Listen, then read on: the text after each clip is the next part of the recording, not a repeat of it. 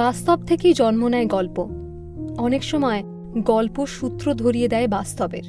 সমস্যা হয় গল্পের গভীরে লুকিয়ে থাকা আবেগ, যন্ত্রণা, হাসি, কান্নার মতো অনুষঙ্গগুলো নিয়ে।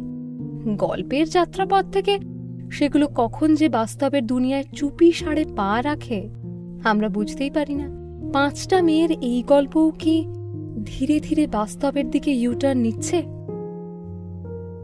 এবার শ্রমণার নিজের গোপন কথা বলার পালা। MBBS এর পর তোরা একে একে বিদেশে চলে গেলি, আমি একা হয়ে পড়লাম। তোদের সঙ্গে কাটানো কটা বছর আমাকে এত কিছু দিয়েছিল যে সেখান থেকে চট করে বেরোনো মুশকিল ছিল। নতুন করে বন্ধুও জুটল না। হয়তো আমিই চাইলাম না। সবাই তো আর বন্ধু হতে পারে না। যখন একা থাকতাম তোদের কথা বড্ড মনে পড়ত। এখন সময় কাটানোর জন্য হাতে মোবাইল, ফেসবুক, হোয়াটসঅ্যাপ রয়েছে। ওই সময় এসব ছিল না। থাকলে তোদের সঙ্গে যোগাযোগ হয়ে যেত। শুরুর দিকে তোদের সঙ্গে টুকটাক চিঠিপত্রে যোগাযোগ ছিল, ধীরে ধীরে সেটুকুও ছিঁড়ে গেল। বুঝতে পারতাম তোরা যে যার নিজের জগতে ডুবে গিয়েছিস, সেটাই স্বাভাবিক। আমি পারছিলাম না, কিন্তু জীবন তো থেমে থাকে না। ইচ্ছে না থাকলেও তার হাত ধরে হাঁটতেই হয়। একটা সময় আমিও বাধ্য হলাম। ক্যালকাটা মেডিকেল কলেজ থেকে পেডিয়াট্রিতে MD করলাম।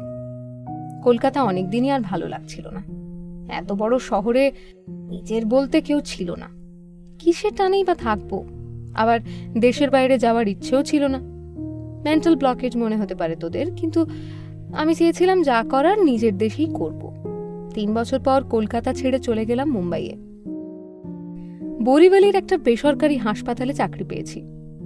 খারাপ লাগছিল না মুম্বাই শহর। নতুন জায়গা অনেক সময়ই মনে প্রভাব ফেলে। নতুন করে সবকিছু শুরু করা যায়। আর সবচেয়ে পজিটিভ দিক হলো নতুন বন্ধুদের মতো নতুন শহরও তোর সম্পর্কে আগে থেকে কোনো ধারণা তৈরি করে না, বরং সে আপন করে নেয়। ব্যস্ততম মুম্বাই শহরও আর 5টা আগন্তুকের মতো দুহাত বাড়িয়ে স্বাগত জানালো আমাকে। সকাল থেকে বরিভালির হাসপাতালে পড়ে থাকি, রাতে কান্দিভালির ফ্ল্যাটে ফিরি। একা থাকা একটা অভ্যেস। এই অভ্যেসটা একবার হয়ে গেলে আর অসুবিধে হয় না। তোরা যাওয়ার পর থেকে একা থাকাটা ধীরে ধীরে অভ্যেস হয়ে গিয়েছিল। নতুন শহর, একার জীবন, সব মিলিয়ে দিনগুলো চমৎকার কেটে যাচ্ছিল। কর্মনিষ্ঠা হোক বা শেখার ইচ্ছে। হসপিটালের সিনিয়র ডাক্তাররাও খুব পছন্দ করতেন আমাকে। ডাক্তার হিসেবে আমিও যাতে ভরসার জায়গায় পৌঁছতে পারি দ্রুত, সেই চেষ্টা করতাম। ওই সময় প্রনীত আইয়ার নামে এক সিনিয়র সাইকিয়াট্রিস্ট আমাদের হাসপাতালে বদলি হয়ে এলেন। সুন্দর চেহারা, মার্জিত ব্যবহার, হাসলে গালে টোল পড়ে। তখন ওকে আরও ভালো লাগে। প্রনীত সব সময় ফিটফাট থাকতেন। লোকটা একই সঙ্গে আড্ডাবাজও।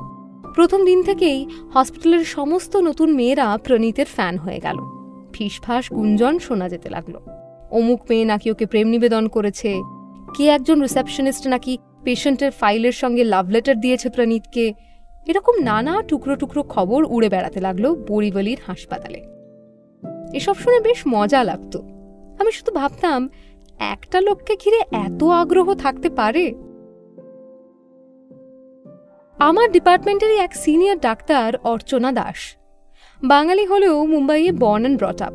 টেনে টেনে বাংলা বলেন, কিন্তু ভীষণ মিশুকে। বয়সে বড় হলেও ওর সঙ্গে বেশ বন্ধুত্ব হয়ে গিয়েছিল। উনিই আমাকে প্রনীতের নানা খবর দিতেন।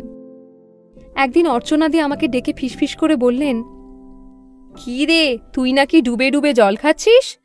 আর এদিকে আমিও জানি না, সবসময় দিদি দিদি করিস আর লোকের কাছে খবর পেতে হচ্ছে। Very sad. আমি তো অবাক। অর্চনাদিকে বললাম, তোমরা খুব ভালো করে জানো আমি বরাবরই কথা কম বলি, কারোর সাথে পাছে নেই, নিজের মতোই থাকি। মুম্বাইতে এসেও আমি একটু বদলাইনি। হসপিটালে কেউ কথা না বললে আমি বলি না। তার থেকেও বড় কথা হলো, প্রেম টেম আমার ধাতে নেই। মেডিকেল কলেজে পড়ার সময় 2-1 যে প্রেম নিবেদন করেনি তা নয়, কিন্তু আমি ও পথ কখনো মারাইনি, তোমাদের থেকে ভালো আর কেউ জানে না।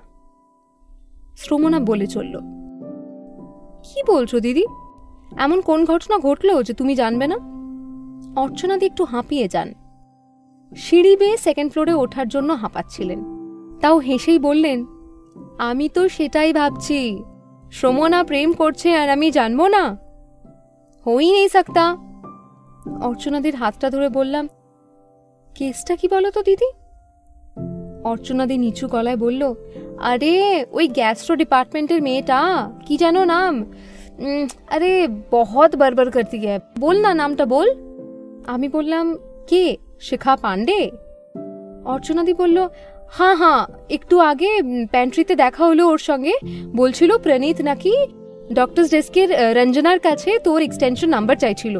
শিখা তখন ওখানেই দাঁড়িয়েছিল, প্রনীত নাকি একটু সংকোচ নিয়ে তোর এক্সটেনশন নাম্বারটা চাইছিল, ওর নাকি ব্যাপারটা অদ্ভুত লেগেছে। অর্চনাদির কথা শুনে আমি হেসে উড়িয়ে দিলাম, বললাম, ধুস, কোনো প্রয়োজনে আমাকে খুঁজছে হয়তো, তোমরা সেটা নিয়ে তিলকে তাল করছো। পারো বটে, তোমাকেও তো কত লোকে খোঁজে, তারা কি প্রেম করতে চায় তোমার সঙ্গে? অর্চনাদি নিজের বুকে হাত রেখে বলল, হ্যাঁ, কাশ এসা হতা। তারপরই আমাকে ঠেলা মেরে হাসতে হাসতে বলল, প্রনীত যা হ্যান্ডসাম, যে কোনো মেয়ের পা পিছলে যেতে পারে, সারাক্ষণ তোর পেছনে মেয়েরা ঘুরঘুর করছে। এই, তুই ওর হাসিটা দেখেছিস? ইস, কি মিষ্টি না, মনে হয় থুতনিটা ধরে নেড়ে দি। ওর হাসিতে তুই যেন আবার ফ্ল্যাট হয়ে যাস না, একদম নেই, ঠিক হ্যাঁ? আমি বললাম, কোনো চান্সই নেই অর্চনাদি, আমার এত সময় কোথায়? অর্চনাদি আমার হাত ধরে বলল, কত মুনি ঋষির ধ্যান ভাঙিয়েছে অপ্সরাদের রূপ, প্রনীত যে তোর ধ্যান ভাঙাবে না তার গ্যারান্টি আছে নাকি? আই শ্রমনা, তুই প্রেম করিস তাই না? কি নাম রে বয়ফ্রেন্ডের? কলকাতায় থাকে, মুম্বাইতে আসে দেখা করতে। জানিস তো প্রনীত না এখনো বিয়ে করেনি। কেন করেনি কে জানে, হয়তো মনের মতো কাউকে খুঁজে পাইনি।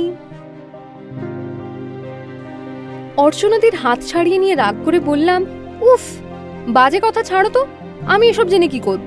আমি কারোর সঙ্গে প্রেম করি না, কে বিয়ে করেছে কে করেনি তা নিয়ে আমার বিন্দু মাত্র আগ্রহ নেই, আমার অনেক কাজ আছে, রাউন্ডে যেতে হবে এখন।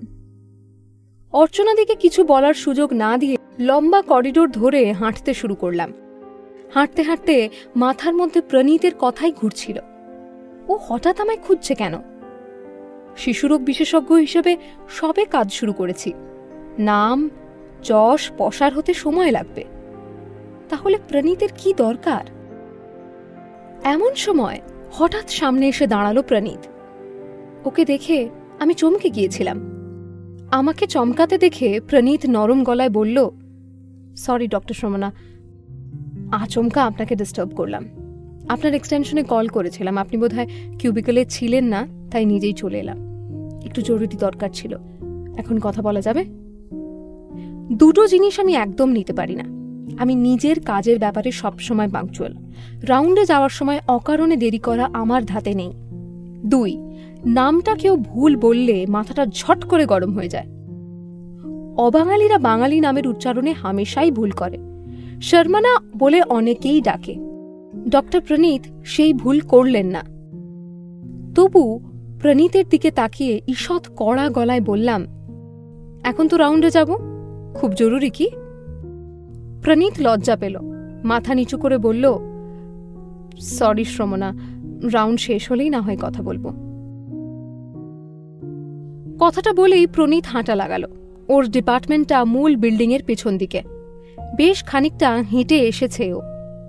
আমার এবার খারাপই লাগলো, হাজার হোক সিনিয়র ডক্টর তো, ওর সঙ্গে এভাবে কথা বলাটা ঠিক হয়নি। আমি ওকে ডাকলাম, ডক্টর প্রনীত। প্রনীত ঘুরে দাঁড়াতে ওর সামনে গিয়ে দাঁড়ালাম, হেসে বললাম, ঘণ্টাখানেক পর কি আপনি ফ্রি থাকবেন? তখন যদি ক্যান্টিনে আসেন কথা বলা যাবে, আর আমি আপনাকে 1 কাপ কফিও খাওয়াতে পারি। প্রনীত টোল ফেলে হাসল মিষ্টি করে। ওকে অবাক হয়ে দেখছিলাম আমি। কেন প্রনীতের হাসিতে এই হসপিটালের সব মেয়ে ফ্ল্যাট হয়ে যায় বুঝতে অসুবিধে হলো না।